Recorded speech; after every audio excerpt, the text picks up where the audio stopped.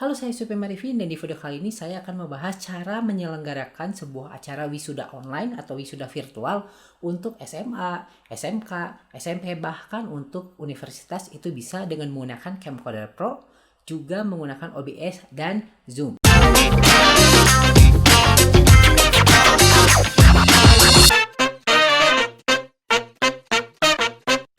Tapi sebelum kita mulai, jika kalian penasaran dengan hasil wisuda online yang saya selenggarakan kemarin, itu kalian bisa klik aja di card di atas, itu kalian bisa tonton dulu apa aja yang saya tayangkan dan bagaimana yang ada di situ ya, hasilnya, gambarnya segala macam dan suaranya. Itu kalian setelah tonton baru kalian kembali ke sini supaya terbayang apa yang saya lakukan saat itu.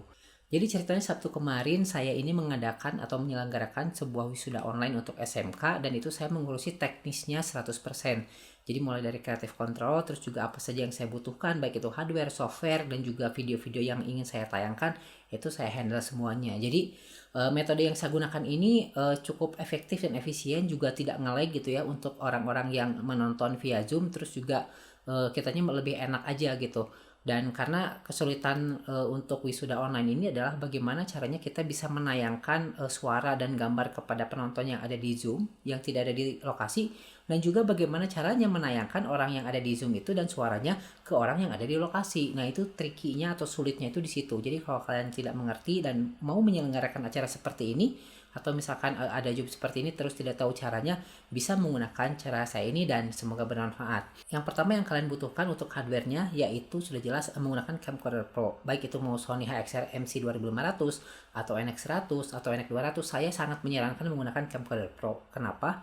Karena kita akan men-shooting acara yang berlangsung selama berjam-jam. Kamera itu harus dalam keadaan menyala terus-menerus, terus juga bisa dicas sambil digunakan. Apabila kalian menggunakan mirrorless atau DSLR, itu dikhawatirkan akan overheat. Jadi di situ. Ini juga bisa hanya menggunakan satu kamera saja, tergantung dari budget acaranya. Kalau misalkan pengennya dua, otomatis alat yang dibutuhkan juga akan lebih banyak gitu di situ. Yang pertama adalah Camcorder Pro.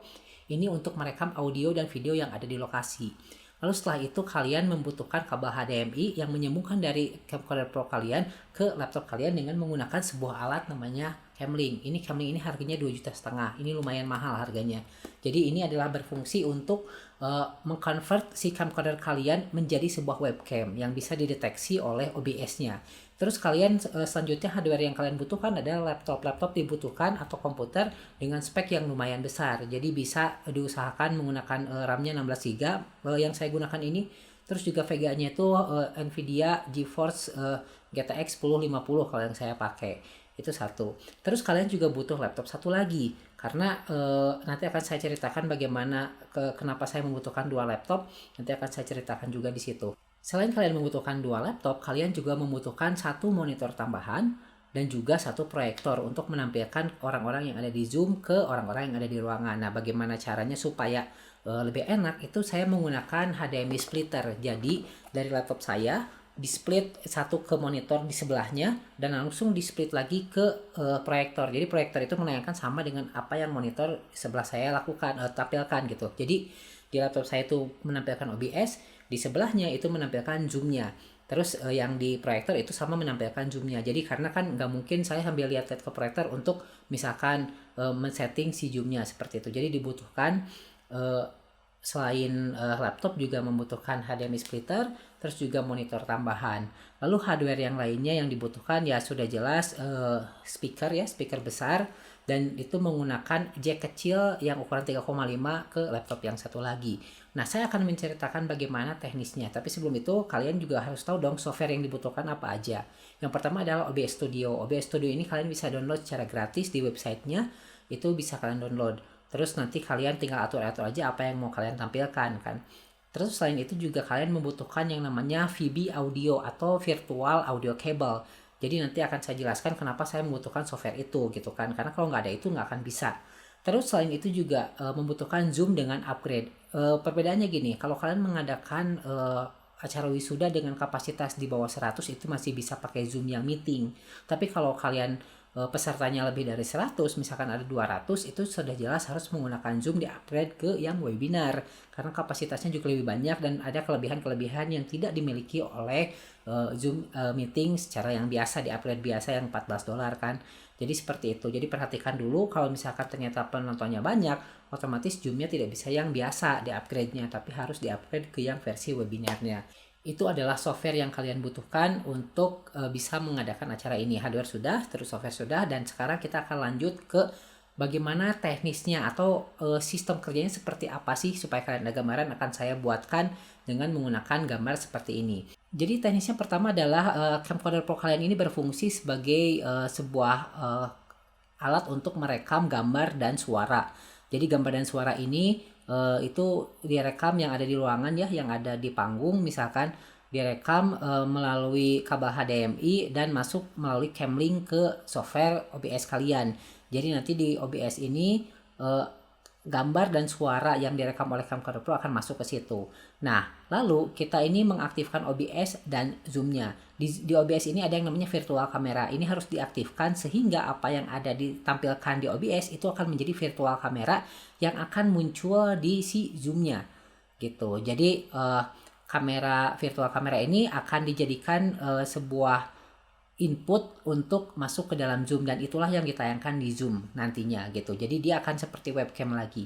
Tapi selain itu juga apabila kita mengaktifkan virtual kamera, tidak hanya kamera camcorder Pro-nya aja yang muncul, tapi juga kita bisa menayangkan gambar atau bisa menayangkan video tanpa harus ribet-ribet lagi gitu. Jadi cukup kita ganti scene, di Zoom-nya juga akan langsung berubah seperti apa yang kita ganti di OBS-nya. Ini sangat praktis sekali.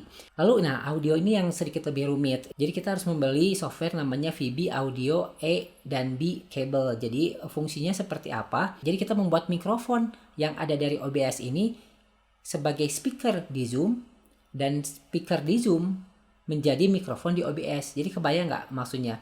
Jadi saat kita mengambil gambar yang ada di depan panggung, itu otomatis akan menjadi speaker di Zoom-nya sehingga terdengar oleh penonton yang ada di luar sana.